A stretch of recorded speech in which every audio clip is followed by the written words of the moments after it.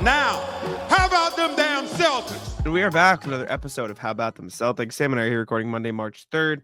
We got John Karalis coming on the show, Locked On Celtics. You know John, but before that, we'll get a little intro. How you doing, Sam? Welcome. Doing good. Welcoming you. What's up? Thanks. Happy to be here. Happy to be asked back. Should be a really fun show today. I'm looking forward to it. Our chat with John was fun as always. He's a great guest, one of our favorites. We're hoping to have more guests on down the line here. So if you have anybody in particular you'd like to see, let us know. Email us, comment, whatever. We're open to it. We'll also go around the NBA, of course. It's what we do here. Talk about the standings, talk about some funny stuff, read your emails, and Rat List was done with John. So we'll just do that stuff. And make sure you leave a like, comment, subscribe, follow us on all the platforms. We're here every day with new content. Yes, sir. Let's throw it over to our chat with Karalis. All right. It's our pleasure to welcome John Karalis, Locked On Celtics. You might have heard of it. To the show once again. Welcome back, John. It's been a minute. I think the last time we chatted, you and I chatted at like 3:30 about the Luka trade. But other than that, it's been yeah, that was a fever dream of just expletives being thrown around and just not knowing what the hell happened that night. That was crazy. That was actually good though, because I needed to focus my thoughts. Yeah. I was still trying to write about what happened, and I really just needed to talk through it. And so I'd spent, I don't know, 45 minutes trying to write about it. And I'm like, I got nothing. Because I just kept scrolling through Twitter and getting the next thing. I'm like, so I was kind of glad to hop onto that live thing. I'm like, all right, it actually calmed me down a little bit. Oh man, I know what Sam a was night mad that was to be up. asleep.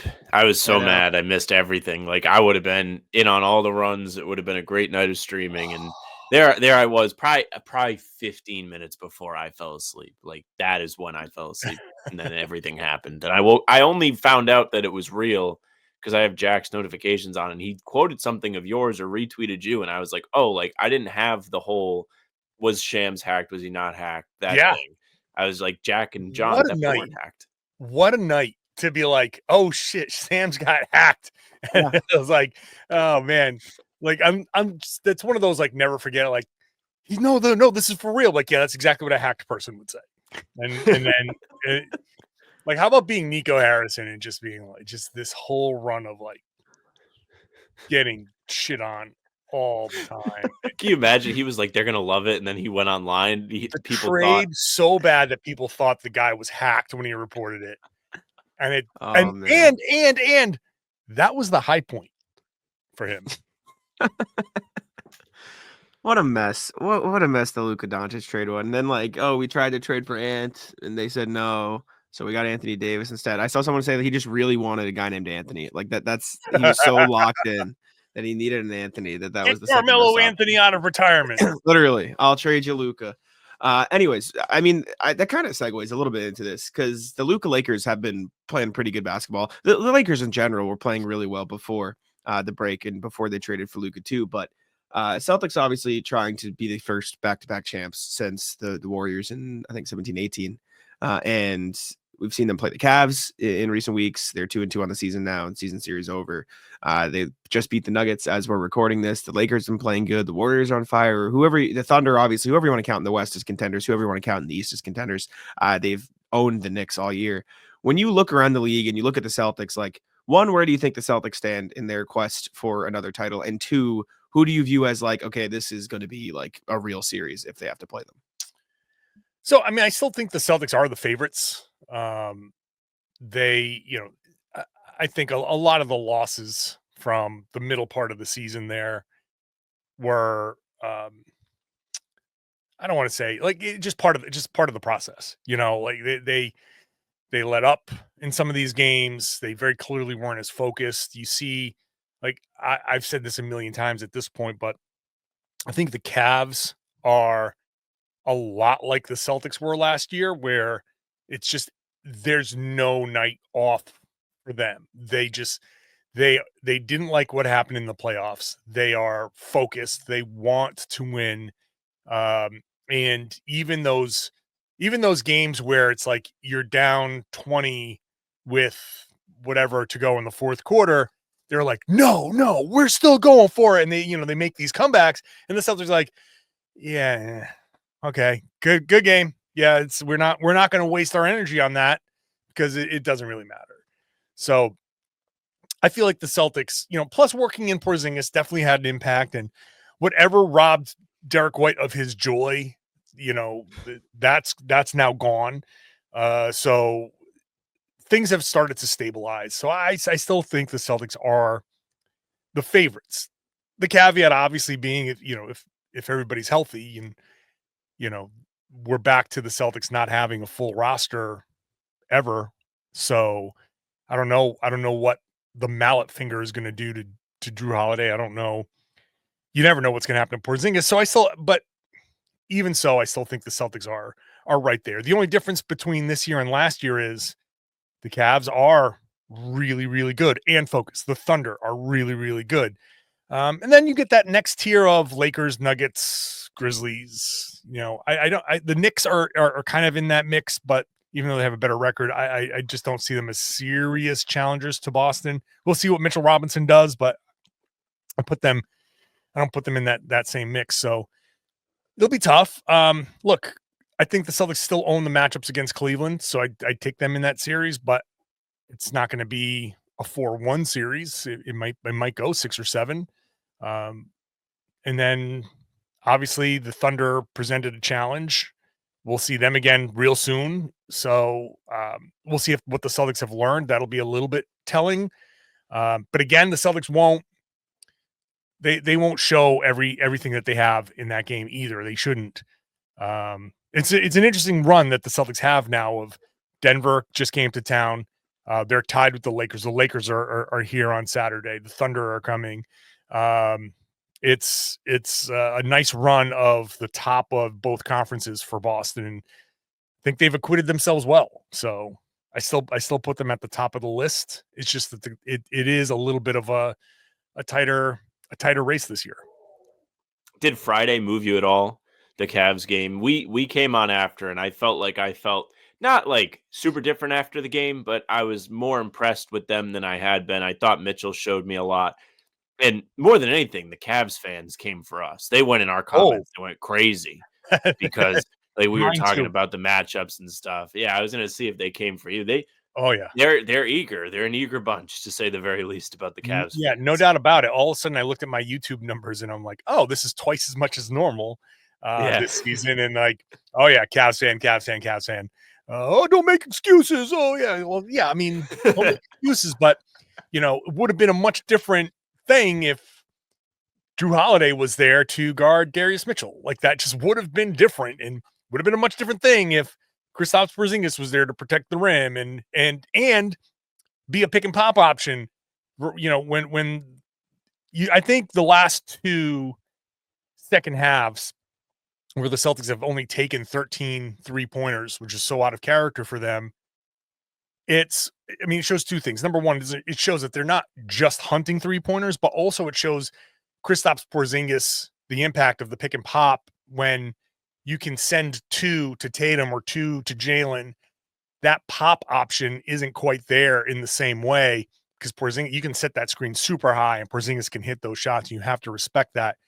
I think that would have changed the dynamic of both of these games, and maybe Cleveland still makes their comeback. I don't know, but I also think that in the fourth quarter, if Porzingis was there, you wouldn't have been able to cut off Tatum the way they did. You wouldn't have been able to cut off Jalen. Obviously there was foul trouble there, but maybe the extra help kind of alleviates some of that. But so. Does it move me? I am impressed. I am impressed with the Cavs. DeAndre Hunter, it was interesting to see, that dynamic of just another guy that hit shots, but I don't think we saw them play the same defense that they're going to play because they just gave up those soft switches. I was waiting to see DeAndre Hunter play Tatum and Brown straight up, and like the softest little switch, they just like, yeah, go for it, go for it. And I'm like, okay, well, why did you trade for this guy then? So, we'll see. I think a playoff series will look significantly different. I did a TikTok little like short video on the game, and I talked about That's been like good, by the way. how. Thank you, I appreciate that. I did a whole thing on like it felt like the Celtics tried to bait the Cavs into running their offense through Darius Garland. They're like, okay, we're gonna guard Darius Garland with Sam Hauser straight up. Like it's not switch, it's not you're not targeting him. We are just going to straight up guard him with Sam Hauser. And for the first half, they guarded him with Sam Hauser, and Mitchell or Garland took like 14 shots, and Donovan Mitchell took 9. And then once the Cavs realized, wait a second, we probably want Donovan Mitchell to have the ball more, they started giving him the ball more, and they fed into it. And Sam Hauser was obviously on the floor because Jrue and KP were out, and so you had this, attack on Sam Hauser. And a Cavs fan in the comments was like, Jrue Holiday's not going to make a difference. He can't guard Mitchell either. And I'm like, all right, well. And I was trying to be nice and civil, and I tried to like respond to comments in like a constructive way. And I was like, maybe he's not like Mitchell's obviously a phenomenal player, like whatever, but just the structure of Boston's entire defense will change when you don't have that obvious weak point on the floor. And on top of that, like Kornet's a phenomenal player. He's actually a very underrated rim protector this season. But having Kristaps as the help defender, shot blocker with that little bit more athleticism, that little bit more length, maybe is going to take away some of those floaters that Mitchell just cooked the Celtics with for like a quarter and a half.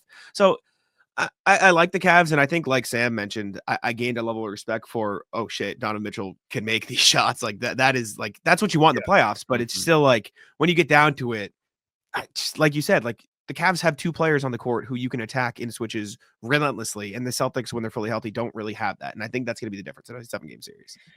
So yeah, I also agree. I think the Cavs' MO this season has been to let Darius cook in the first half, and then Donovan to kind of take over down the stretch.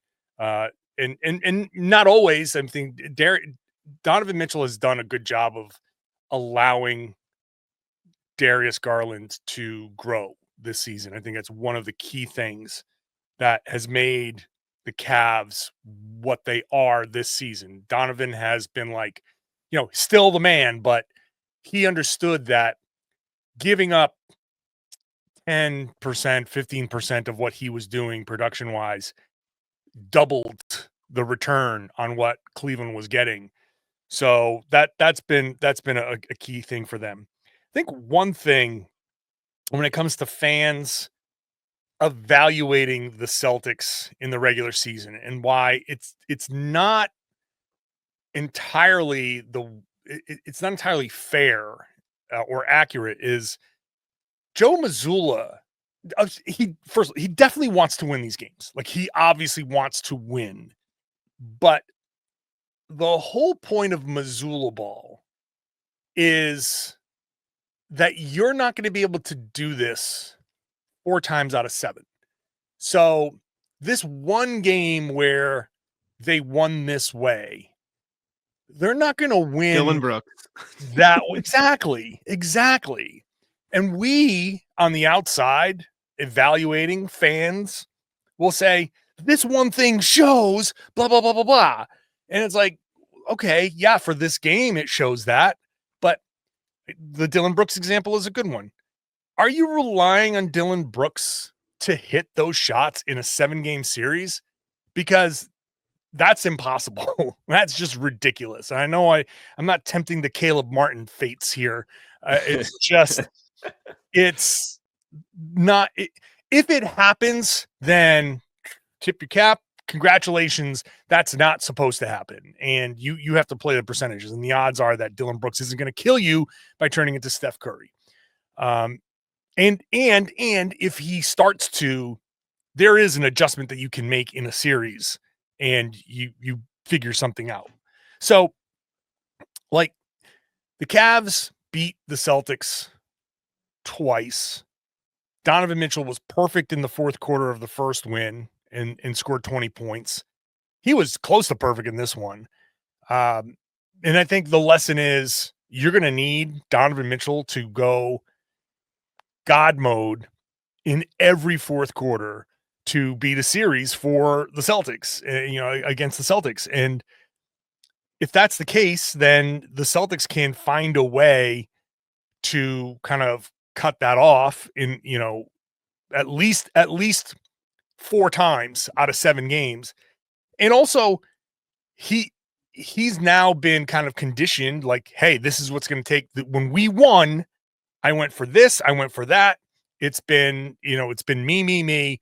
And yes, Evan Mobley had like some nice production in the fourth quarter here, but it's been me and me alone. And I've got to be the one to take over in the fourth quarter. Like Darius, that was nice. Evan, that was nice.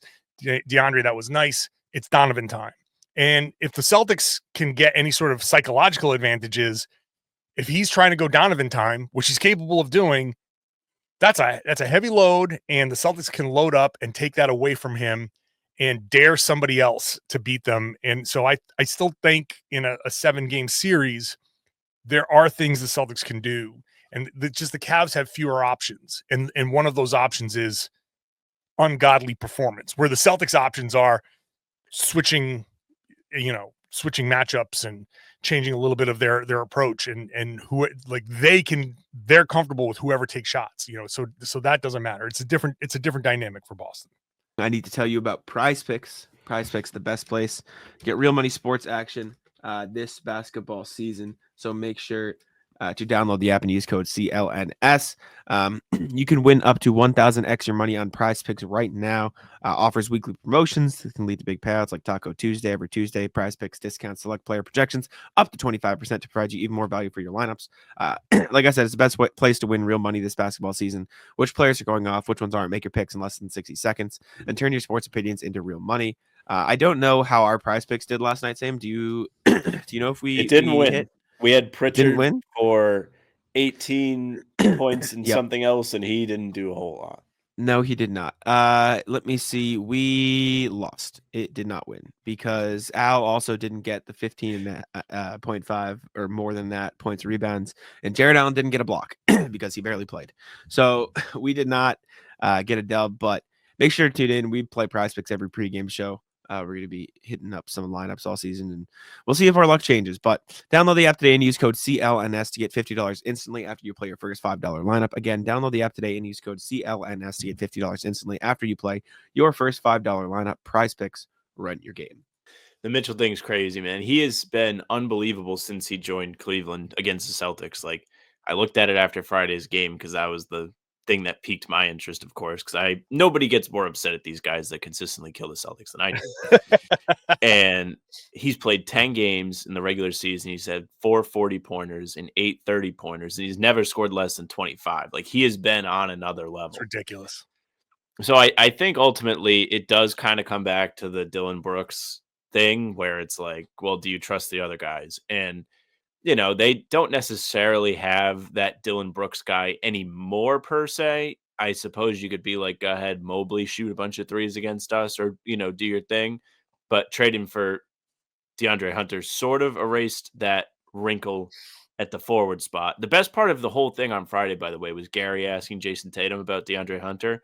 And he was just like, yeah, like, whatever. Like, I guess it's good. Like, I think they're kind of good with him, whatever. And like, didn't give it any thought at all. So yeah, the guys were not at all concerned about this Cavs team at the podium. That was the feel I got.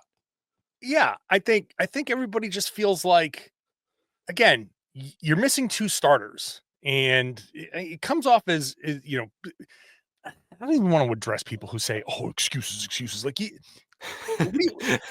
is what it is, man. Like, you're missing 2 starters, and these people who say, "Oh, well, don't make excuses," like it's not an excuse. Like, this is too like movie, run through a wall, like Hoosiers and Any Given Sunday, and like, no excuses, no. Okay, buddy eating a bag of Ruffles on the couch. Like, what's your excuse? Like, everybody's got something to explain what's happening.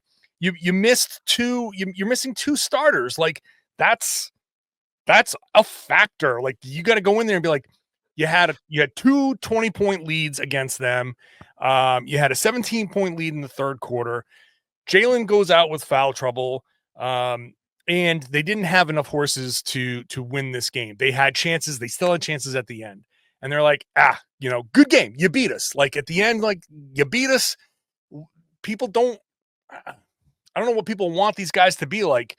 crying. It's like if these guys don't act like a They should fan go at up the there end and and go cry. like, "Oh my god, we're so upset, we're so pissed." Like, no, they've never been. They're not going to be. The only time they're going to be that upset is if they lose in the playoffs and at the end, like, or if they lose a tough game, or if they themselves screw up, they're going to be like, yeah, it's going to be a little bit down. They're going to be down on themselves, but the Celtics don't care necessarily.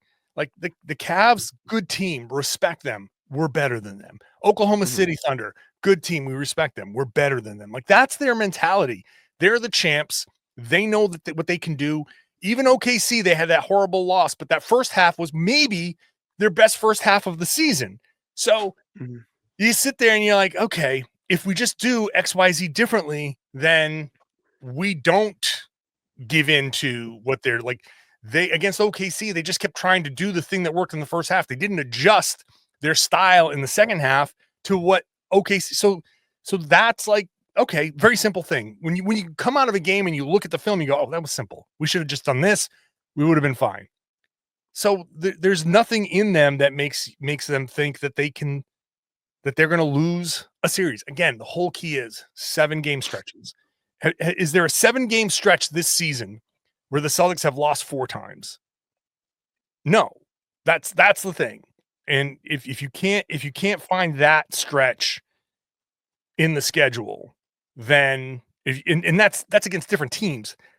The Celtics feel comfortable in a 7-game series against the same team. Celtics haven't lost 4 and 7 in like 2 years now, I think. Realistically, they don't do a whole lot of that. Probably not since that conference finals. It was like March of 2023 when they lost 3 in a row. That's the last time they lost. Oh, they did this year. They lost 4-7 this year. Did they? Yeah, it was OKC to Atlanta. They lost OKC, beat Denver, lost to Sacramento, beat New Orleans barely, lost to Toronto, beat Orlando, lost to Atlanta in overtime. So like that is the only. No, they did it again. Wait, now I'm finding multiple. Oh, really? This is surprising. They really humiliated themselves this year. They lost 4 and 6 this year. They lost 4 and 6 this year. They lost Chicago, beat Chicago, lost Orlando, lost Philly, beat Indy, lost Indy. So, but regardless, like I think the Celtics are confident, and I think some of that comes from like so that first one was in December. Like I think part of that was Kristaps is just back. You know, a little bit of championship boredom. And I feel like as much as people hate the championship boredom take, like it's natural. Like I say this all the time. This is what I always say. I'm not good at my job sometimes. Sometimes I get bored. Sometimes I fuck around and I'm not perfect at what I do because I'm just like, fuck, I want to go sleep. I want to go hang out with my friends. I don't want to do this right now. And like, as much as this is basketball and they get paid millions and everyone's like, who cares? Like they get paid so much money. It's a sport. Like shit happens, man. Like they're humans. They get bored sometimes. And so it is what it is. But I think the important thing that you mentioned, like the Cavs game, they were not healthy. They're missing 2 starters, and Cavs fans can be like, oh, excuses, whatever, all you want. But like Jrue Holiday, Kristaps are important pieces of this team. I made the joke that Jrue Holiday hurt his hand by doing his little finger wave celebration in that game, the mallet That'd finger. be tragic. That's my favorite celebration. How are you worried? Like, do you think that's going to be a long-term thing? You look at like mallet finger information and it's like, oh, it could be like a roughly 7-8 week recovery process. Jrue said he's not getting surgery, but it's in like splints. Like, what do you think? I think, well, first thing I think, other than having it be like on the left hand, like the left pinky finger would have been the best, but having it on the right pinky finger is not the worst thing in the world. So it's something that you can work with. I don't know what mallet finger feels like. I know that they're treating it. I don't know. They said like it's a break, not a break. I was talking to the medical staff afterwards trying to get like some information, and they said it was like a ligament tear, and that kind of like drops the.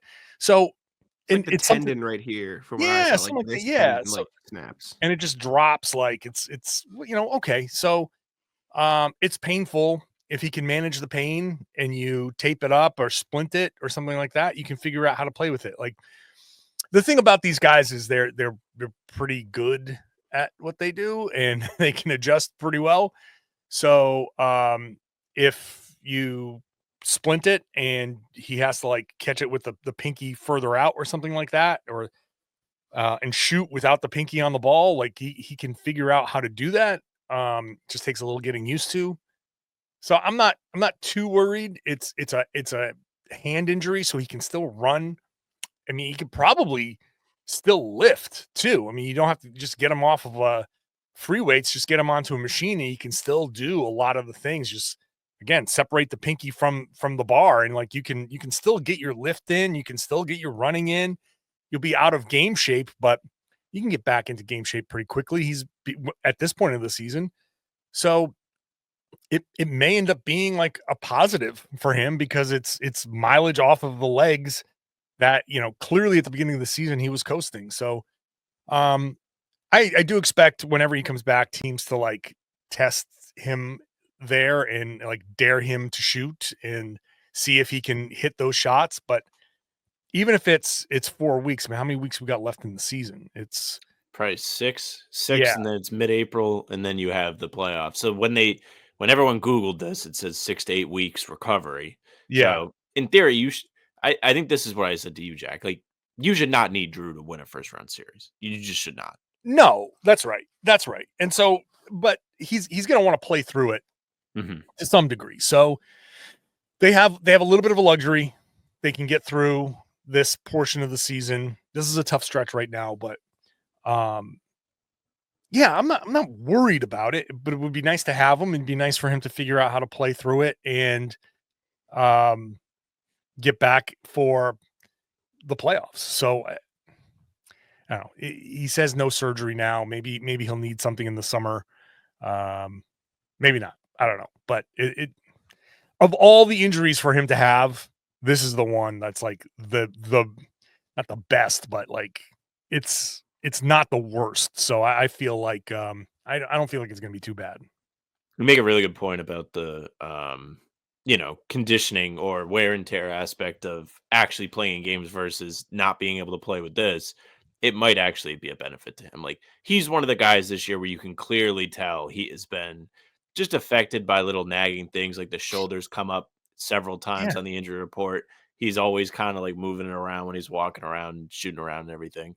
So he hasn't been himself. I'm sure those things are affecting him. And I hope when he does come back, he's closer to the guy that, at least shooting wise, last year that we saw. I think like you can get him on the floor with coaches. You know, you can get him on there and they're like everybody understands we're not guarding him up close, right? It's don't catch the ball with your right hand. Just get up and down the floor, set your picks, protect your hand, set your picks, you know, get to your spots. We'll throw you the ball, catch it with your left, and then just throw it to a coach and be like, okay, that's my shot, right? You know what I mean? If they want to tape it up and try to figure out if he can shoot, like give him the space to do that. But then you can still have an up and down kind of simulating basketball as much as you can, knowing that nothing's going to replicate actual basketball like NBA basketball, but he can keep himself in some level of shape where I think the best thing to do would be sit him like the rest of March for the most part, unless he can tolerate the pain, but like spend the rest of March kind of figuring this out, making sure it heals.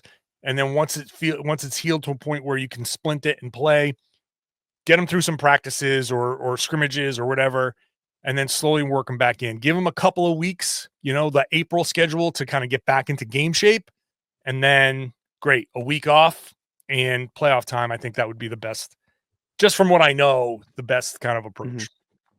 I think the other important thing is like Peyton's just close games over Jrue this year anyways. Like they've gone to Peyton Pritchard and been like, yeah, here, close the game. And I don't think that's ideal for a playoff series because that's when defenses start to attack weak points and you get into the Sam Hauser situation you ran into against the Cavs. But like you have other guys on the roster who have been good enough to like fill in the gaps, and you could end double bigs, like throw Derek White, the Jays, Horford, and Kristaps, and you have a pretty, defensively strong lineup. And I think there's just other options to get around it, and you want Jrue to be healthy, but you kind of go from there. But I think it's good for that. John, I want to play you a clip, and I want your reaction to the clip. You'll understand the context as soon as I play it, but here you go. I'm going to share my screen here, and just this is from last night's game. Mike Malone got a technical, and then Jason Tatum went to the line and took took the free throw. You tweet about this. I would like your thoughts on the matter. Give you a platform here. Why isn't the best free throw shooter on the floor taking the technical free throw? Preach. Why? Like, I get it. Like, you're the star and you want the free point, but you better make the damn free throw if you're gonna, like, I don't know. This is the part that it's one of those little things that bugs me. For a team that's so analytically driven, that goes to every length to maximize each possession, and every possession matters and every point matters. Why doesn't this point matter? Now, the answer is that you're not going to go to the star and take that away from him because it's a little bit embarrassing. You got to kind of like encourage him to like somehow like somebody's got to get to him and be like, hey, buddy, let Derek shoot these, man, or whoever the best free throw shooter is on the floor. Let Peyton Pritchard, if he's on the floor, shoot those. Like, that's why give up a point or I mean, I don't want to make it sound like I'm talking about Shaq either, right? Like, he's an 80% free throw. Might as well be. If they had a technical free throw percentage, his would probably be like 50. You're onto something. This is not nothing. Listen, points are points. And if you ask Joe, you have to sneak this question by him somehow.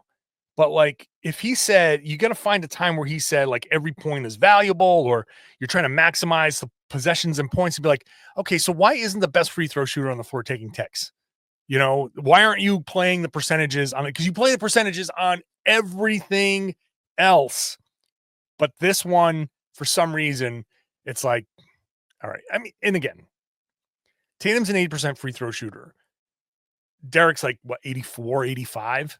So it's a slightly better chance, but it's still whoever the best free throw shooter is on the floor, like, that's the rule.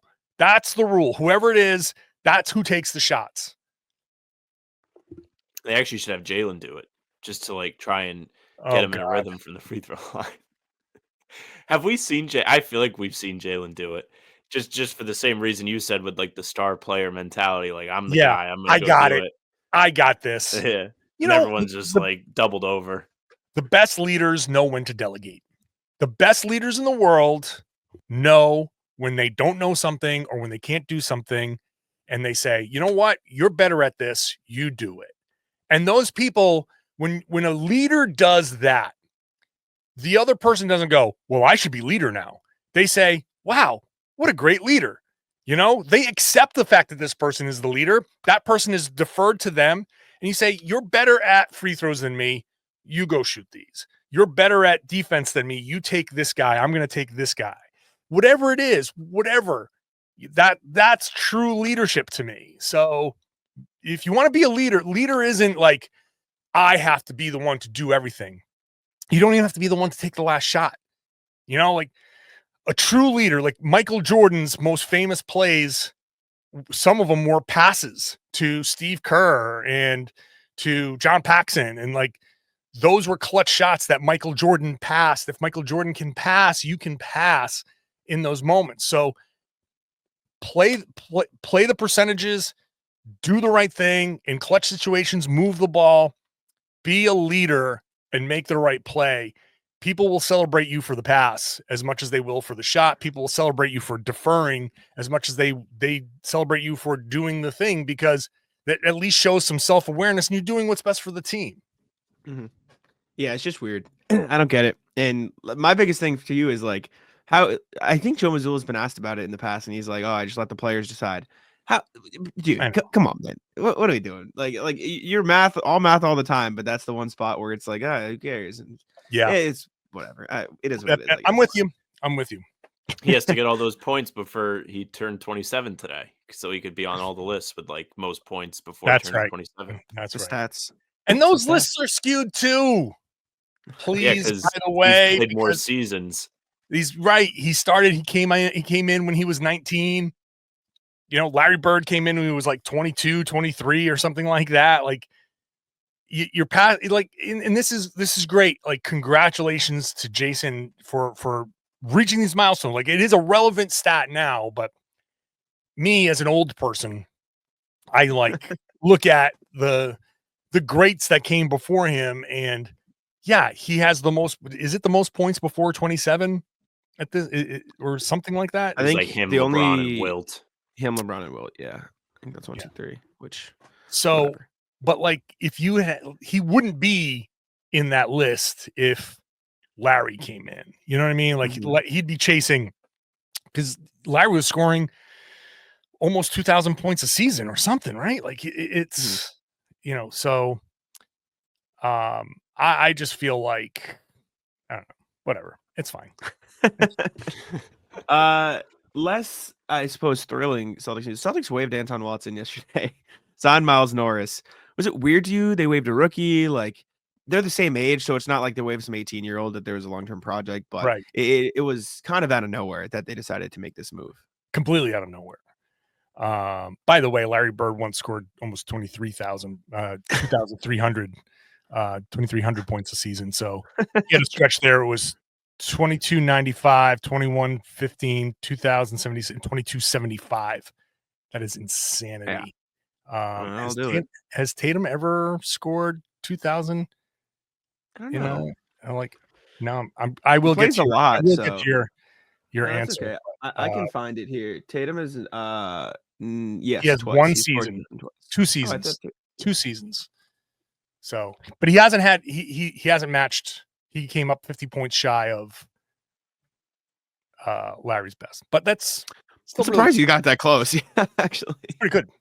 Okay, yeah, Anton Watson. Like it's funny because like the lesson here is I got to stop reacting to anything summer league because I came out of summer league Thought the thinking same like thing. Anton Watson. Like I kind of liked how he looked in summer league, and I'm like, you know what, this could be a good. This could be the one where you hit. Like I liked him better than Baylor Shireman, and now Watson is gone.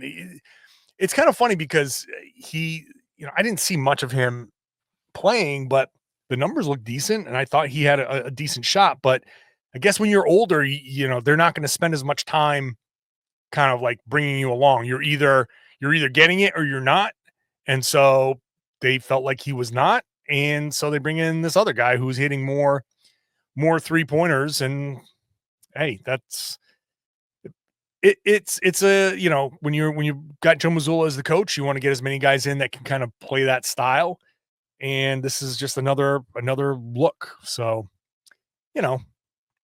sucks because I was I had a positive impression of Anton Watson, but oh well, like now he's got a chance to go try it somewhere else, and hopefully he hooks on somewhere, or as I always love to say, Barcelona is beautiful this time of year.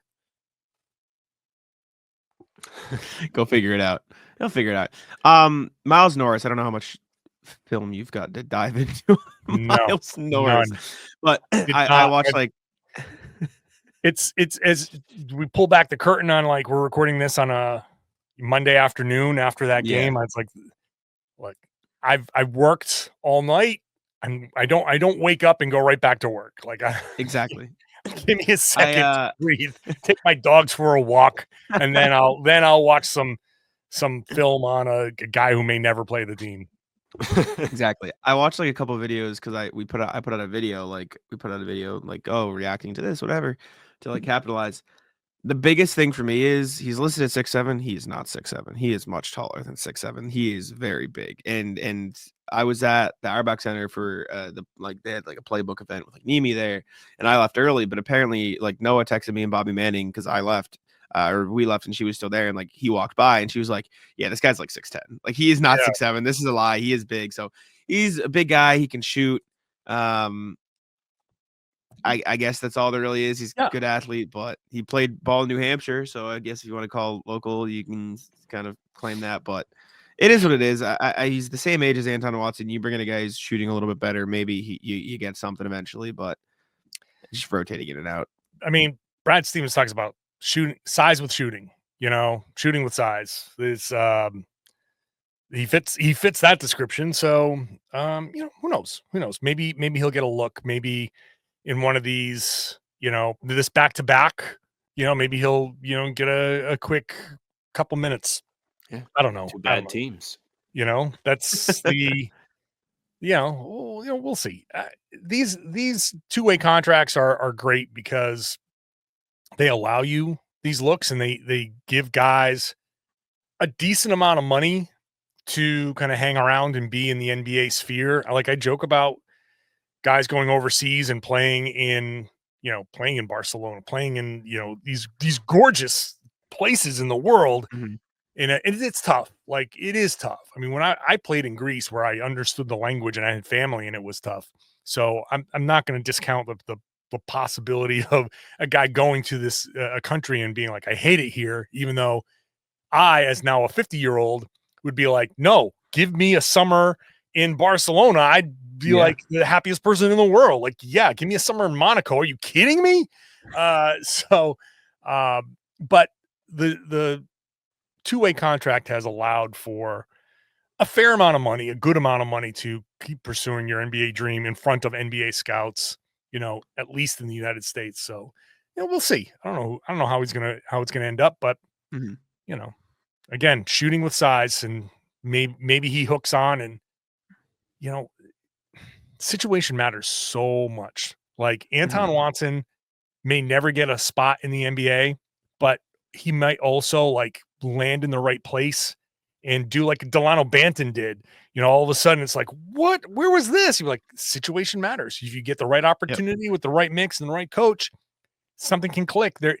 All of these guys are good at basketball. You're not in you're not getting a two-way contract in the NBA without actually being one of the best basketball players in the world. You're actually one of the best basketball players in the world. It's just, that's how good the NBA is. So hopefully Anton gets an opportunity, and hopefully this kid comes in and gets an opportunity and it works. Yeah, the best part about all of this is if Anton Watson does find a fit somewhere and plays well, people are going to log on to Twitter and be like, can you believe Brad Stevens waived this guy? He should still be on the Celtics. Him, Neesmith, Delano Banton. You could have you could probably have a solid team of guys that you could point to. Sure. That's everybody. Every team has cut guys that do well somewhere else. Every team has traded guys who do. Yeah, Nico Harrison is the best GM in the world for other teams, But I saw somebody on Twitter say, I love what Brad's done with the team, but man, he's got to hit on some of these draft picks at some point. Are you kidding me right now? Are you absolutely kidding me right now? The man has made all of these trades. He has built a champion. He has built a contender. He has navigated the second apron expertly. And it's but he hasn't hit on any of these draft picks. What? That's insanity that's where somebody's mind goes. But that's social media. It's so funny. I'm so sick of social media. Twitter has become the worst, but I can't leave Twitter. Like I said, I'm going to Blue Sky, and I'm on Blue Sky, but none of the big accounts have left Twitter.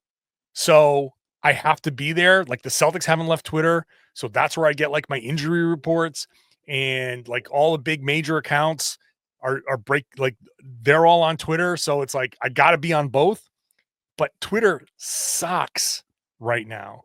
And I've made it a point. I'm not going on social media for my own mental health. I'm not going on social media as much. And then I'm just putting my phone down for a while. Then I pick up my phone and it's oh, the Celtics have, waived Anton Watson. Wow. Damn it.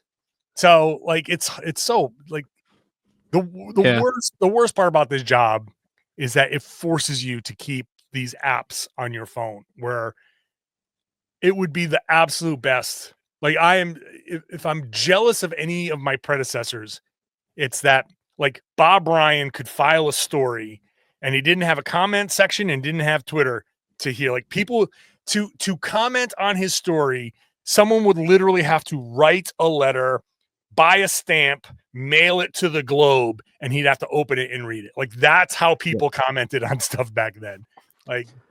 That I do kind of envy those days. I mean, even when if they owned him in the letter they sent, nobody would know. Nobody would thumbs up the letter. He would not get. They wouldn't get upvotes in the comments section. No, absolutely. Would he write back sick burn, bro? or like cut a funny picture out of a magazine and like tape it to the letter as a response, like a meme. Yeah, like an there emoji. you go. Right. Just draw a happy face on it or crying face. Man, or like the frog. whole like Twitter Blue Sky thing, like I'm on Blue Sky too, and I would rather use that platform, but like these videos I've been making, like they're doing well, and I like for my career growth, I need to be there. I need to be in the place where everyone is, where people are going to see Right. it. Like I it's not even like I have the option because like they're 3 minutes long. Blue Sky allows 1 minute videos, and that's it. Like I literally cannot. But I also have to pay for Twitter so I can put these long videos. Like it is it's just a hellscape. Like being It's the one able to thing I've try and done. grow. Like I'm not paying for Twitter anymore. I stopped and then I had to again because I had to post these. I'd like, Right. okay. I'm at some point, it is what it is. Like, but here, Yeah. here's the secret. Here's the secret. Twitter and Blue Sky are the two worst social media platforms for conversions on that. So Yeah. we are all there because it is the best platform for immediacy and conversation back and forth during a game, right? But Twitter is the single worst as far as converting eyes to your product. It's if they see it on Twitter, fine, but they don't click on links. They don't follow you back. It doesn't grow your platform.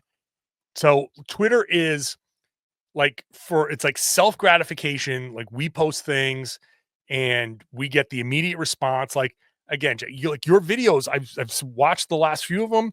They're good. And you're getting a good response. You should be getting a good response. You put in a lot of effort. They're good videos.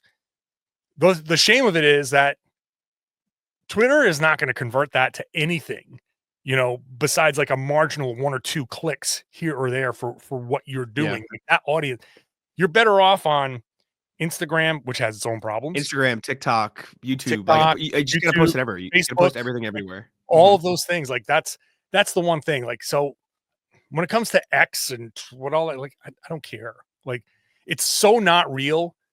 One of the biggest mistakes that we make is we give every comment equal voice on Twitter, like, or anywhere.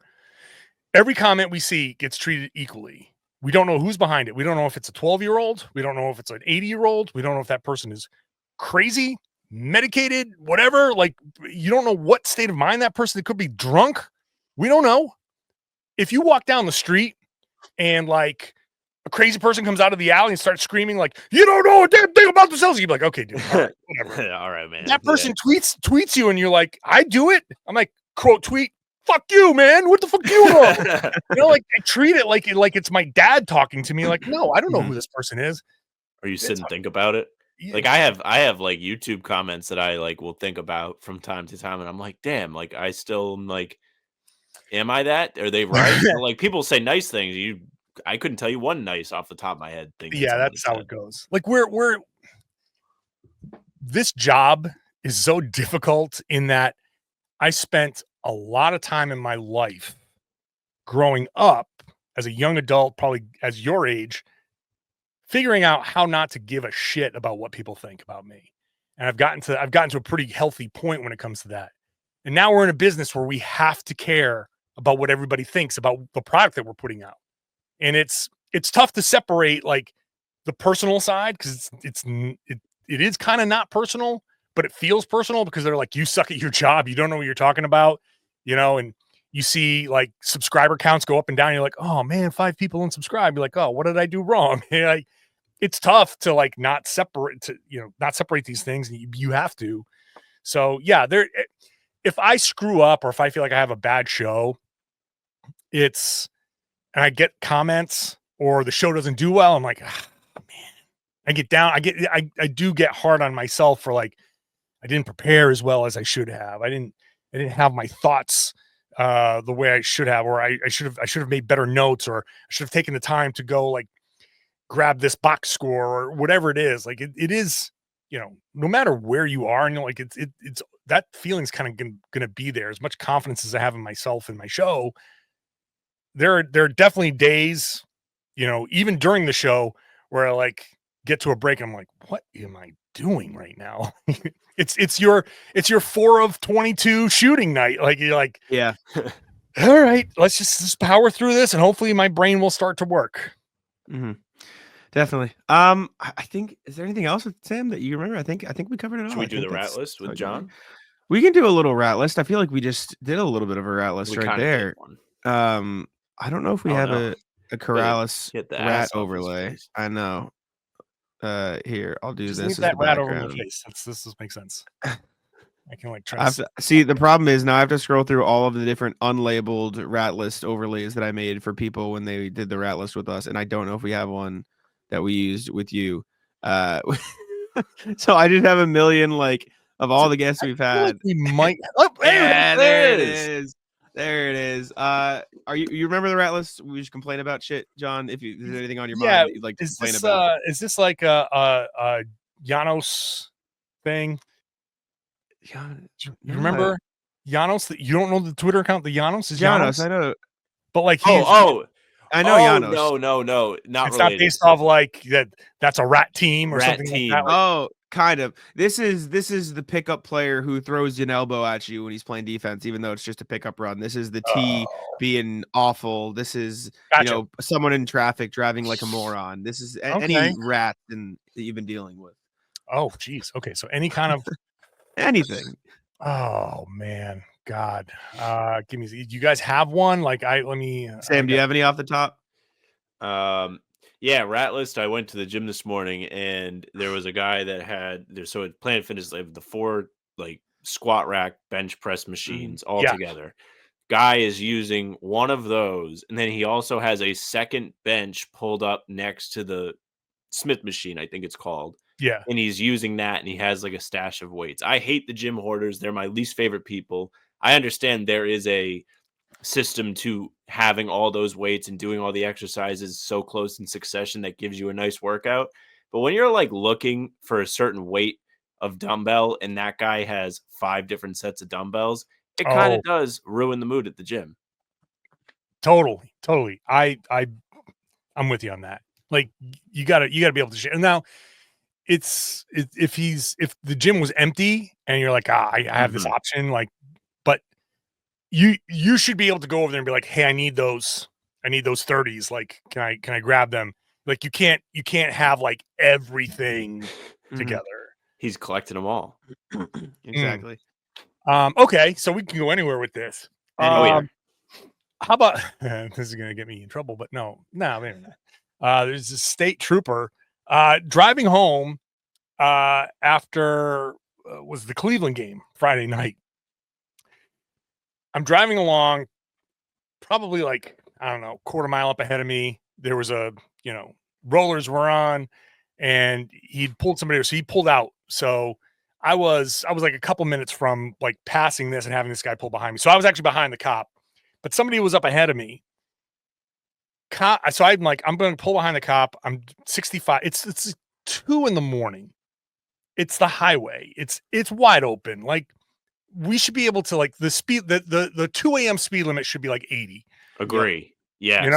So, but this cop decides he's doing 65. Like he set his cruise at 65 and I'm behind him. I'm like, okay, all right. You can't pass the cop. But the other guy ahead of me was already in the left lane. And he was already doing what I was. He was doing like 80, but he saw the cop pulled out. So he slowed down. He might've been doing 70, maybe no more than 75, like well within that buffer zone. The cop goes from the center lane over to the left. This guy immediately gets into the center lane to get out of the cop's way. The cop pulls behind this guy, rollers go on, pulls him over. And I was like, yeah, exactly. I was like Kobe White at the draft, like, wow. I'm watching that whole thing. I'm like, this guy was on a quota. It was end of February. He was definitely on a quota to pull people over because that dude was not driving unsafe. He was driving like 70, maybe. All he did was pass the cop. But he wasn't like behind. He was like kind of even. He just kind of kept his speed going. Like it would have been more awkward to be like side by side at 65 with the cop. So he just like, it's probably more dangerous too. Yeah, screw it. I'm at 70. I'm just gonna slowly pull ahead of this guy. What's wrong with that? There's no rule against passing a cop. The cop pulled him over, and I was like, "You gotta be shitting me!" So, yeah, that was wild. That was a wild moment to see. How unbelievably backwards is having quotas, by the way. Well, Well, jumping like, on them, it was technically March 1st by that time. Because that was the last day of February on Friday night. And then if it was 2 more, I don't know March if it 1st. goes to like, yeah, it might have been like, I don't know. Like, Got him. it should be, if they are being dangerous, you pull them over. If they're not, it's not. It shouldn't be fucking. What the fuck is this quota bullshit? Like, it completely defeats the purpose of the entire. Yeah, man, I can't. Tickets, the whole fucking thing. Tickets and law enforcement. It's all it is to keep us safe. If this guy was doing 70 on a highway at 2 a.m, so what? He wasn't hurting anybody. He wasn't doing anything. He wasn't even doing anything wrong. Yep. Yeah. That was like very like that was shitty. That was a shitty thing to do. Absolute shitty cop. I remember. So me, Bobby Kravitsky, Noah, and Justin Turpin road tripped to Indy and Cleveland last year for the playoffs. Like, we drove back and forth together. Crazy people, and we were on the. What do you say? Do that. Crazy road trip. Save money. So we save far. money. We save money. Yeah, of course. It took my car. And things that young people do that you're okay with. Things that you're okay with. And you're like, yeah, screw it. Let's go. This is a fun road trip. Everybody in their early 20s. I'm just like, are you fucking kidding me? Guess what? I'm going to do it again this year. Bet your ass if we can save a couple $100, we'll do it again. I'm like, planes are falling out of the sky right now. I'm like, you know what? I'm still going to fly. Still going to fly. But doesn't matter. I think it was the Cleveland trip, or maybe it was the Indy one. It was Indy. It was Indy. We were driving to Indy, and it was Terp's turn at the wheel. And to pull back the curtain, we call him Papa. That's the nickname for Turpin. If you ever break that out, he'll cry. It actually would be really funny if you just approached him and was like, "What's up, Papa?" Papa. Yeah. So we can were play, like, can I walk by and play Big Papa? Off my phone as I'm walking by. Just dap up Terp. So he's in the left lane, right? And he's going like you said, 75, 80, right? Couldn't have been going too much more than that. And cars were moving out of the way. And so he'd go like, yeah, move out of the way for Papa. Like, he's sitting there, she's like saying this the whole way. And we're just like, me, Noah, Bobby crying, laughing, right? Like, Justin's one of the funniest people I know. And we get to a point where we're in the left lane again, 75, 80. And I see a cop on the left. I go, oh, heads up, Terp. Like, there's somebody on the left. He goes, he ain't going to mess with Papa. 2 minutes later, whew, right behind him, pulls him over. He got him for like 85, which is not fucking 85. Like, get fuck out of here. And he was like, I just eyeballed it. And like, fuck you. Like, you eyeballed it. You get out of here. And so we posted a picture. Like, we blocked out all the information with the picture and posted the picture to Twitter. It was like, guess who got the ticket? Like, I tagged us all. But it was bullshit. Like, because on the ticket it literally said like 85, and it said method of whatever, and it was just like, eye test. It was like, what the fuck you mean eye test? Like, leave me alone. How does that stand up in court? Get out of here. But out of state plates, they're like, this guy's not going to challenge this. You're not coming back to court here. So bang. Like, that's I think he did. I think he zoomed in to challenge it, and he still fucking lost. It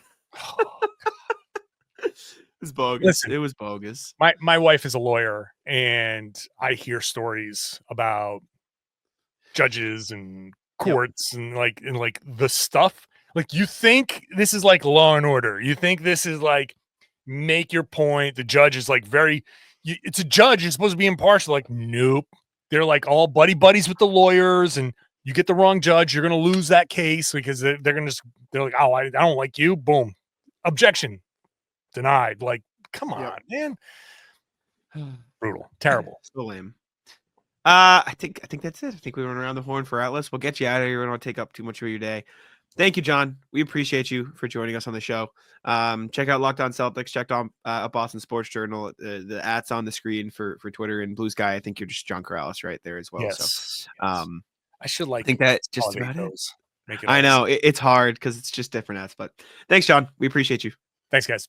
All right, we're back. Let's do some emails, I suppose, actually, because I don't know if we have many, but I know we at least have some. Reminder, as always, you guys can email us at hbtcpod hbtcpod@gmail.com. That's hbtcpod@gmail.com. Let me double check here how many we have. We have 2 emails today that we have not yet looked at. First one from Philip. Hello, Philip. Philip says, call for emails. Fellas, I think because both of you write/pod about the NBA and the Celtics, that you intuitively know what questions fans have and answer them in your pod/writing. In a sense, you have an editor's eye. This has me thinking you might consider a call for emails on a specific topic, just as editors of scientific journals make a call for research papers on a topic so they can have special issues of a journal. Then you can take those emails for that topic, make a special topic, pod, or a special email section of a normal episode. For instance, you could call for emails about big or West opponents, concerns about Joe, or whatever, and then have an extended discussion about that topic once you have some emails about it. Last idea is that you could ask people to put something in the email title to indicate that it's for the call and not for general emails. This is an idea to mull over. No worries if it doesn't pique your interest. Best, Phil. I think it's a good idea. We could. We should do that. I think that'll be really good in the playoffs. Like, give us emails about, the Heat, or give us emails about what insert opponent here. And then we can go from there. Yeah, we'll do that. We should start doing that in the intros. So next time we intro a pod, we'll call for emails so people hear it. Okay. Nice. Yeah. Thanks, Philip. RJ, new bone to gnaw on. Morning, folks. Another day, another win. But more importantly, the Celtics have a new G Leaguer. And no, I'm not predicting unbridled greatness for Miles Norris, nor am I shedding tears for Anton Watson, fearing someone will pick him up and he becomes the next insert improbable superstar here. But given the Celtics are stable in their orbit at number 2 and in the East, the only real excitement has been reading injury reports to learn about big toes and mallet fingers. So welcome, Miles, missing 3 inches Norris. Yep, quick take. If he's 6'7", Norris is just Jordan Walsh 4 years older, but with a jumper instead of defense. If he's 6'10", people will be pulling up old Walta footage and hoping he's half as much fun. My thought is that Brad did the math and decided that the guys who shoot 39% on volume and are tall are more valuable than the guys who are tall but don't shoot 39%. Secondary take, Brad and Joe must feel confident about the Celtics center depth to swap out a potential swingy center for a big wing. Welcome to Maine, Miles. Be well, RJ, who wonders what Pritchard remembers of Miles from their year together at Oregon. Sam, you can talk about this while I get a new battery for my mouse. Okay, deal. The Watson thing was pretty surprising. We talked a little bit about it with John, as you've heard now. But I'm curious to see what he'll bring to the table. I think anytime you can add shooting to the Celtics, it's what Brad Stevens will elect to do. I don't think that the loss of Watson is the end of the world, but it is a bit surprising that he didn't last an entire season. Like, I feel like we don't often see two-way guys, rookies, not make it until the summer. They usually play a second summer league.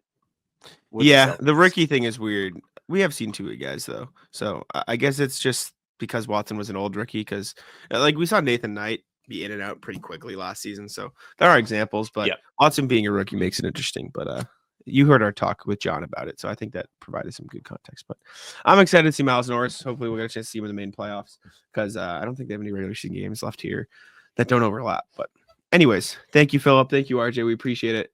Let's jump on over to the NBA standings, take a look at what's going on. It's only been a few days, but we can still take a look. Spoiler alert, the Cavs are still atop the Eastern Conference. The Knicks still in third, Celtics sandwiched in the middle of those two teams. Bucks in fourth, still tied, however, with the exact same record as the Pacers. Pistons only a game behind those two teams, but that's going to be the top six, it feels like at this point. The Heat are 5 games now behind the Pistons. Pistons are going to secure a playoff spot, which is really fun. Heat, Magic, Hawks, Bulls in that play-in. Sixers, Nets, Raptors, Hornets, Wizards outside the play-in. Sixers now 2 full games behind the Bulls. The Nets 2.5 and the Raptors 5. So it feels like it's going to come down to the Bulls, Sixers, and Nets for that last play-in spot. Yeah, how about that first 6 just being pretty much solidified? I'm interested to see if there's any more movement amongst 4, 5, 6. I don't know what it's going to be. I don't know. Actually, I'm not sure if because they're all in the Central Division. If they have any more games left against each other, those would be really fun to watch if it's true. I know Detroit and Milwaukee played in the same group stage for the NBA Cup this year, so they've played a few times. But yeah, the top of the East looks like 1 through 3 are going to be decided. That 2.5 is still enough where New York could catch the Celtics, especially if they're going to be resting guys or whatever it may be down the stretch here. But, What are you going to do? And it really feels like everybody below Brooklyn is out of it. Yes. Yes. And if you're the Celtics, like obviously you're not gonna, go berserk trying to keep that 2 seed, but getting to face the Heat, Magic, Hawks, or Bulls would probably be more ideal than having to play the Pistons in a series. Right.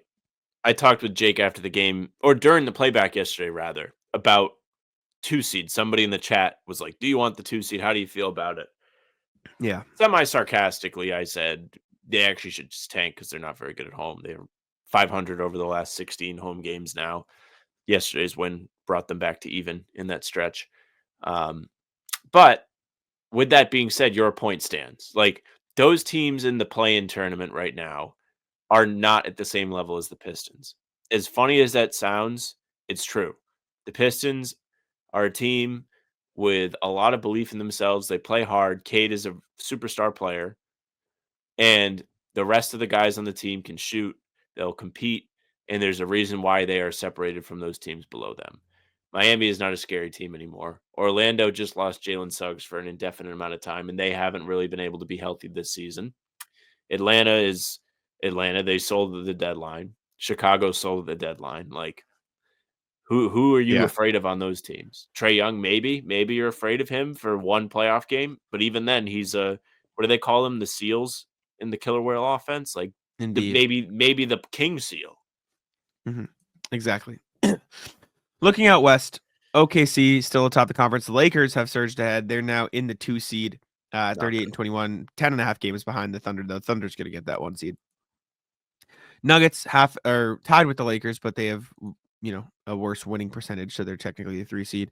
You got the Grizzlies, Rockets, Clippers. The top 5 are basically solidified. Rockets have a 5-game lead on the Clippers in 6, but the Clippers, Warriors, Timberwolves, Kings, Mavericks are separated by half a game. Clippers, Warriors, Timberwolves are all 17 games back. Kings and Mavericks 17.5, only half a game behind them. This is really a race for this 6 seed between all 5 of these teams, and then the Suns are 4 games out of the 10 seed and only 1 game ahead of the Blazers and 2 ahead of the Spurs, and then obviously Pelicans, Jazz. But this 6 through 10 is the race to watch in the West at this point. The Suns might just be cooked. Suns are dead. It feels like the playoffs or the top 10 is set. That's what it feels like right now. There's still a fair amount of season left, but it doesn't feel like things are getting better in Phoenix. It's not like honestly, if Portland had won their game yesterday, you could make an argument where it's like, man, Portland's been so hot lately. Maybe they could catch one of these teams in the play-in if they stay hot. Because ultimately what it boils down to is 4 games between 10 and 11 is far different than 4 games between 1 and 2. That 10 seed is losing a fair amount of games. It's just kind of how it goes in the standings. So if either of those teams were hot, I would really feel it, but they're not. They're not really playing great ball, especially Phoenix 2-8 in their last 10. We'll get more into them a little later into the show. I'd say like the team in the bottom half to watch is Golden State. Jimmy is unbelievably happy there. All he's done is smile. I think the Steph 56 ball against Orlando is the first time Jimmy Butler's ever had a teammate score 50 plus. So there's that. There's that experience that he's learning about and being like, wow, this rules. And I think when he's engaged, Jimmy is one of the most difficult people to play in the playoffs. So it would be really fun to get Lakers Warriors. I'm sure that's what the league wants in round 1 at the very least. For sure. We'll see what happens. It'll be interesting. No. The league wants Lakers Mavs. let's get it straight. Lakers Mavs. Yep. Lakers, or even Lakers Clippers would be kind of fun. We've never had LA in the playoffs.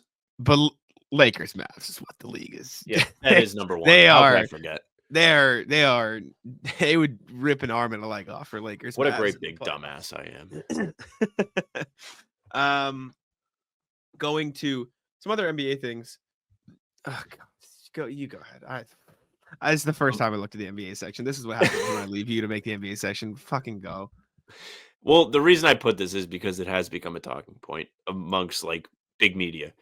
LeBron said the media is mean. The other day he was having the post-game presser at his locker, and first of all, the face of the league talk is so fucking stupid. Objectively really stupid. Everybody seems to care about all of a sudden. And he was asked about this. He said, why do you want to be the face of the league when all the people that cover the game and talk about our game on a day-to-day basis should on everybody. Obviously, I didn't ask for it, and I feel Ant, who said he didn't want to be the face of the league, he understand. He said, "I understand. There's a weird energy that comes with that." Now, you don't ask to be face of the league. That is facts. You earn that. It's an earned thing, which is why all this talk is stupid. Like, it's not like Adam Silver like sits down in the boardroom and is like, "Hey, everybody, we're voting today, and we're gonna figure out who it is that's gonna be the face of our league." Like, no. LeBron is the face of the NBA, along with Steph, some could argue, because of the success that he has had for his entire career, the level he has played at, the championships he's won, and you could say the same for Steph Curry. Steph Curry has had a prolonged stretch of greatness where he has been a part, like outside of their like peak. He won the 22 title, which we all remember, and he's been an elite player in the NBA. That's why they're the faces of the league. It has nothing to do with asking about it. But the reason why I put this on here is because I thought the discourse that Bill Simmons had on his show about this was very interesting, because there was a layer to this complaint that was targeting like today, like saying like the players in today's NBA get it the worst than anybody has ever gotten it. And Bill Simmons basically like went through history and was like, actually not true. I think that's the biggest load of bullshit I've ever seen, and a product of Bill Simmons being 55. I think The that's reason awful. why the scrutiny is so greatly felt today is because social media. Jason Tatum it's can greater. open up his phone and see Jimmy with a Twitter account tweeting that Tatum has no aura. Exactly. So Bill Simmons saying it's always been there, this isn't new, is a load of dog shit. It is not new though. Players have been Yes, but scrutinized it is. forever, no matter what. Like But it is more Magic was significant. booed at home after But it's winning more a significant now championship. more than ever because of social media. But it's not our fault. It's not the people that are covering the team. It's just fans have access. It is to the absolutely thing. partly the media's fault. Do you listen to First Take? Do you listen to all the shit spewed and that is then plastered across social media? Of course it's partially the media's fault. Obviously, But they had First Take 20 years ago. Yes, but they didn't have the social platform that put it in front of yeah, they had the 500,000 to 1 million people watching live, but they didn't have the 10 million, 20 million impressions that it has on Twitter when everyone puts the clips everywhere. Like social media has amplified all of the stuff that has, yes, criticism's always been there, obviously. Like, that's not what I'm trying to argue. But the fact that social media now exists in such a present place where there's more people ever paying attention because of social media, obviously it's going to be worse than ever now because there are more platforms for it to be spewed. I can't do it justice. People that are interested in this, I'm not saying you, because I don't, neither one of us really care about this, should listen to what he had to say, because it is interesting how he outlines like literally every superstar has had to deal with all sorts of criticism and Now, can't win and this, that, the other. Like, it's been there forever. Like, Jordan was selfish his first 7 years, and the reason why they'll never win with Jordan because he wants to shoot too much, all that shit. listen, I'm not trying to discredit Bill Simmons. There is an element where him talking about LeBron is the same as you talking about LeBron. He doesn't like. I think he probably is more fair than I would be. Yeah, but like in the grand scope of talking about LeBron, you're on the same side of in general. Like he doesn't like LeBron. He's never liked LeBron. Obviously. For what it's worth, Russillo agreed with him. It's bullshit. Saying that, well, you can't complain. Like, yes, it's always been there. Objectively, it is worse than ever because of the platforms and how widespread it can get.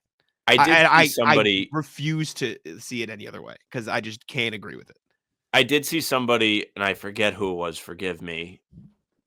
And it was not like a random, like it was somebody involved, a media member.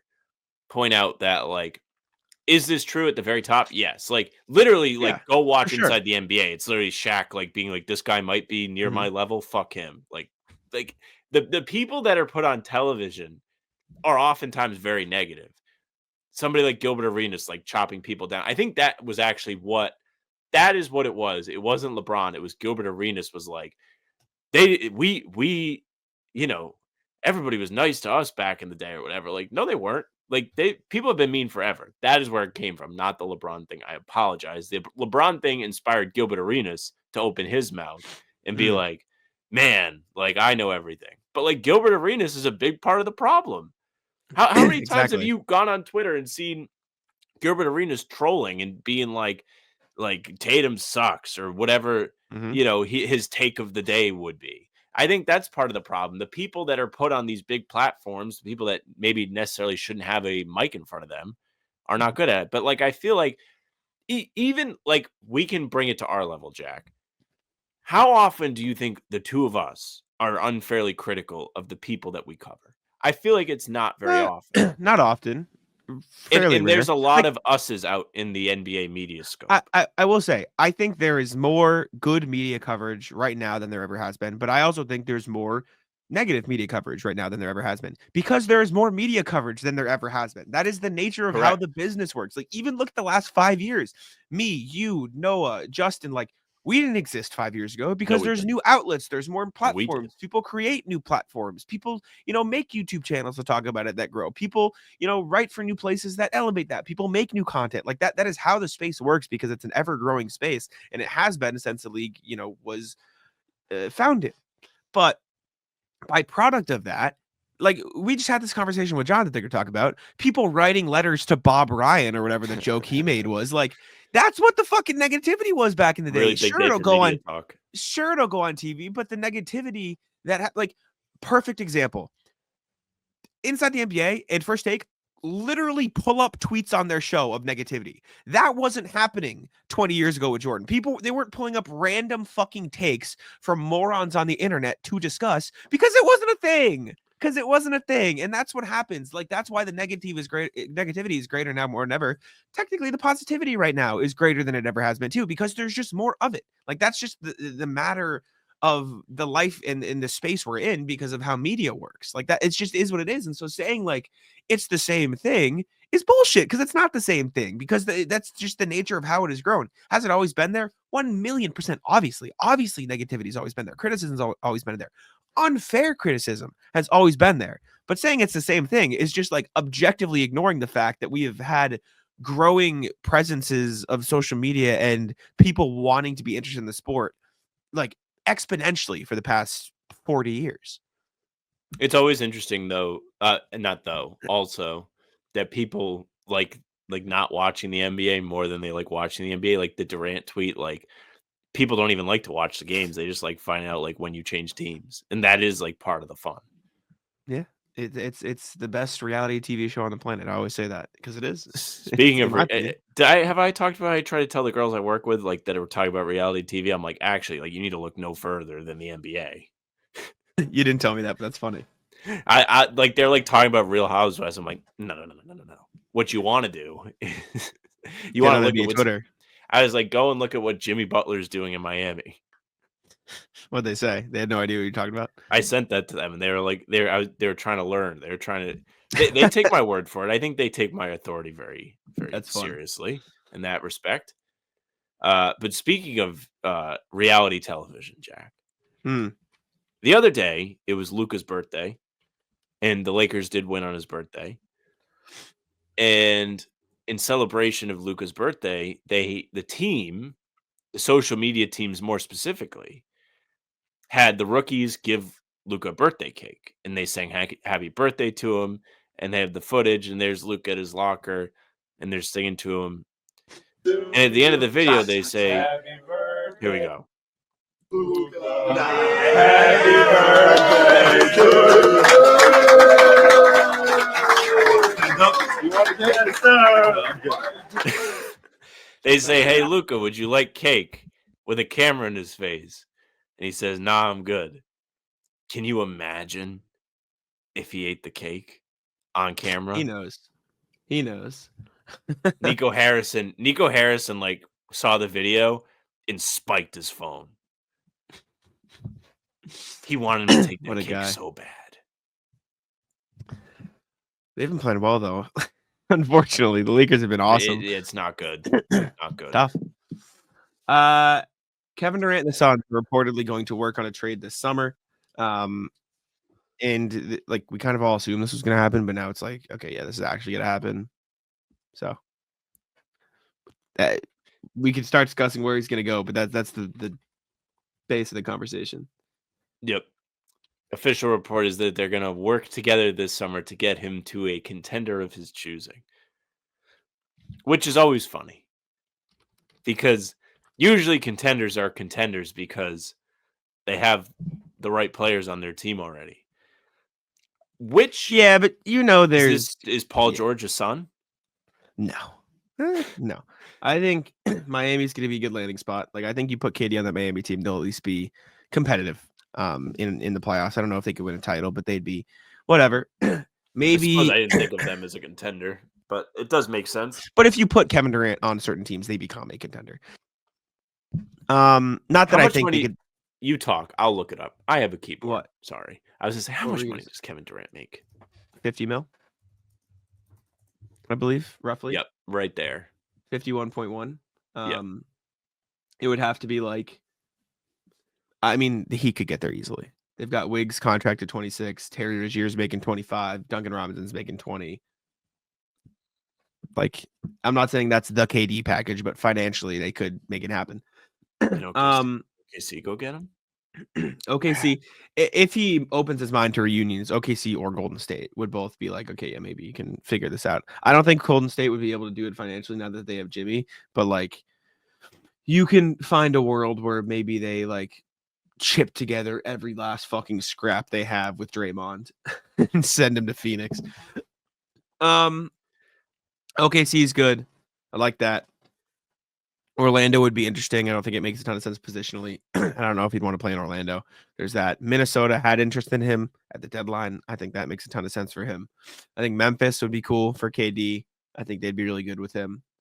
Outside of that, Spurs always, I think, are going to be like, oh, maybe they can do it because they got Wemby and Pop. And, Pop's not coming back this season, so maybe we'll have to see for next year. I would say the Pistons, but I don't think KD would want to go to Detroit. Sorry, Pistons fans. Same thing with like Indy and he should want to other things, but get a ring. Yeah, I don't know. Maybe Milwaukee. I don't love that. Is a money work? I don't think so. Or are they below now where they can do it? I think they're below the apron now. Gotcha. They're a first apron team, so they would be able to like if you combine Kyle Kuzma, Bobby Portis, Brook Lopez, or like Brook Lopez, Bobby Portis, Pat Connaughton, whatever. You could get there is my point.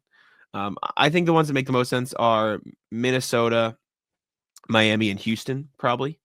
If I had to put some pieces together in my head, and maybe Dallas, but their Monday would get tight too.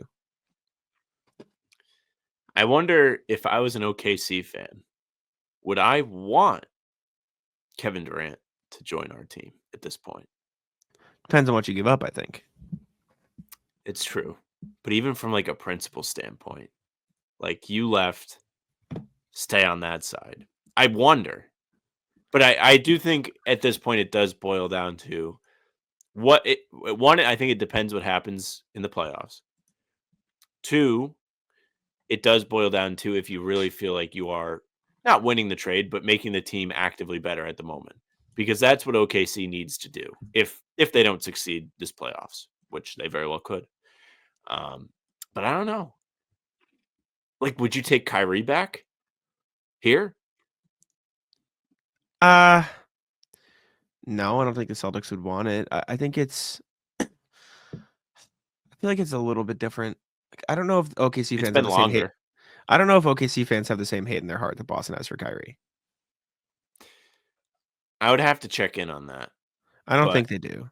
I think think the Exodus hate was like one of like on gold levels of hate. I know. At the time, though, even like looking back on how it happened, like I don't think Kevin Durant said I'm leaving and then he left. I think Kevin Durant later, like he met with 3 teams. He met with the Thunder to see if he wanted to resign. He met with the Warriors. He met with the Celtics. Like it was very public. I'm going to assess my options and go there. And it became a big thing when he signed with the Warriors because they just lost to the Warriors. Yes, but like the way Kyrie happened was I'm gonna resign. And then out of nowhere, like fuck you guys, I'm going to Brooklyn. And then he blew it for them in the playoffs. Like it's not like Kevin Durant like completely fumbled in the playoffs and, shit on his team or whatever. And he like took up the Warriors to 7 and he figured out, and he had this very public, like, yes, I'm considering back to OKC. I'm doing this. Kyrie was like, in a blink of an eye, like, yeah, fuck it, I'm going to Brooklyn. You know what I'm saying? Like, I feel like even though the hate is there and it was there at the time, I feel like just that context changes things a little bit in terms of the long-term outlook on a player. You could. I also think like the situation would be a bit different since players that are still on the Celtics were here when Kyrie was here. Yeah, there's nobody on that Thunder team that was still there. Regardless, like I said, I think Miami, Minnesota, Houston are my top, and maybe Dallas if they can make the money work. But outside of that, I guess we'll have to see. But I think that's all the NBA stuff, and we did the rat list, so I think that's just it for us. We can bonus rat list is HBO/Celtic City, because I woke up today thinking I was about to sit here and watch the documentary, and it doesn't come out till 9 p.m. Odd. So fuck Weird, off for that. Weird release. I don't know why they would do that. It's kind of just. I was really so excited. I was like, yes. Like I'm gonna have it on while I work. I can enjoy it. I can just sit here. Nope, 9 p.m. Fuck off. Very weird. Anyways, appreciate y'all for tuning in. Make sure to leave a like, subscribe to Bout Them Celtics. Thanks again to Karalis for joining us, and I'll let Sam take it out. Yeah, thank you very much for listening and watching. Make sure you subscribe, comment, tell us what you thought of Karalis and who else you would like to see us have. That was one thing I did say at the very beginning of this. You can also subscribe and hit the bell. We're here every single day. New pods drop Tuesday, Thursday, Sunday. Game recaps are up the morning after each game. Other videos are on the channel between to keep you up to date with all things Celtics. We're also doing pregame, half hour before every single game. It's a ton of fun. Chat's there. PrizePicks is there. GeoGuesser's there. And then Roundtable back tomorrow. Today, as you hear this, I think we're going to shoot for 7 p.m. on that. Come hang out. Me, Jack, Bobby Kravitsky, Terp. I think Dan's going to be there. In the future, we're hoping to have Cam and Noah join us. They cannot do it this week. Maybe some others. We'll have to see. And Kari. Should be really fun. Come hang out. Ton of fun games. Celtics talk. We do it all. You can follow us on socials at How About Them C's for Twitter, Instagram, TikTok, Facebook's the name of the pod. All streams there. They're on YouTube. They're on Twitter. Jack's Twitter is Jack's1NBA. His TikTok is at Jack's1NBA. Be on the lookout for his videos breaking down all the things happening on the parquet. And you can follow me at Sam LaFrance NBA. That's it for us. Bye. Tic-tac-toe.